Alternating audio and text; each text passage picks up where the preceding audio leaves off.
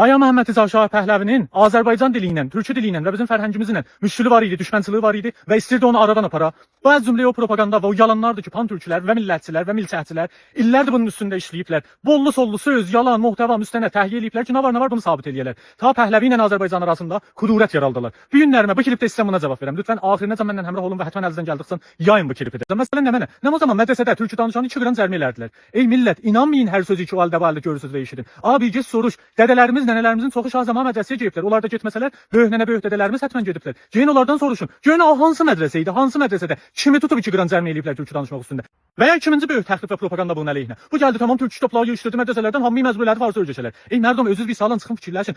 Neynəməli idi şərait o zaman dərk eləyin. Bu aya qərar idi mədrəsədə bizim uşaqlarımıza və cavanlarımıza farsı öyrətməyə. Bunlar sabah qərarı farsı hardan öyrəşələr? O zaman internet vardı, hər əlində quşu vardı, hər evdə televizyon vardı eləyə bilərlər farsı öyrəşələr. Bu uşaq bu cavan sabah istəsəydi ki, təhsilat təkmili görə, sabah gedə İran ayrı yerində işləyə, gedə ayrı danışqaha, ayrı bir əsən iş görə İran ayrı tərəfində bu farsı hardan öyrəşəcək qərarı mədrəsədə öyrəşməyə? Neyini idi? Cəhət türkü öyrədəydi, Azərbaycan olaydı bir dənə məhsur yer, elə fəqət Azərbaycanda dünya gələn məcbur idi orada yaşaya. Və İran ayrı yerinə gedən məzd olan məmləkət bizimdir. Və ya bu cavan sabah istəyirdi dövlətdə bir tərəfdə istihdam olaydı. O nə etməli idi?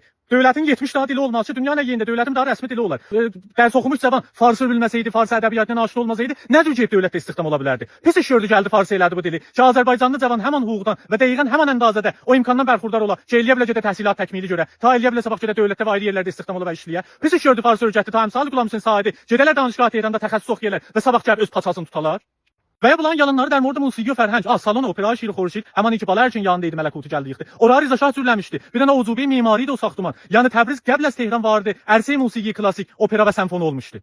Və ya Məhəmməd Rza Şah Pəhləvi özü Pişəvərin axır 5-6 ayında ruslar gətirirlər bunlara imkanı təchizat verirlər ki, bunlar da radio yola salırlar. Oradan eləyə bilərlər o propaganda siyasi lənzadı pəxş eləyirlər. Bəd bu iki Pişəvərdə alır. Məhəmməd Rza Şah bu bir dənə bətər imkandır. Bəran ki musiqi və fərhəng Azərbaycanın üstündə işləyək. Ondan sonra dərbar və şiddət daşılır.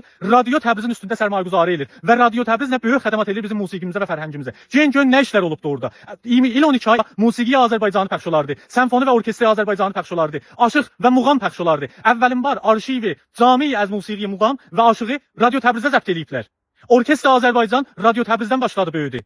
Əvvəlin var, həman Radio Təbrizim orada himayət dərbarın sayəsində idi ki, bizim aşıqlara bir caygah verildi. Bunlar gəldilər, orada musiqi icra elədilər. Çoxlarına hüquq verirdilər. Və həman Radio Azərbaycan nə böyük məfaxır mərifə elibdi musiqi Azərbaycana. Aşıq İskəndəri, Aşıq Cavan, Aşıq Qurbani, Aşıq Yəhya. Bunlar hamısı oradan çıxıbdı.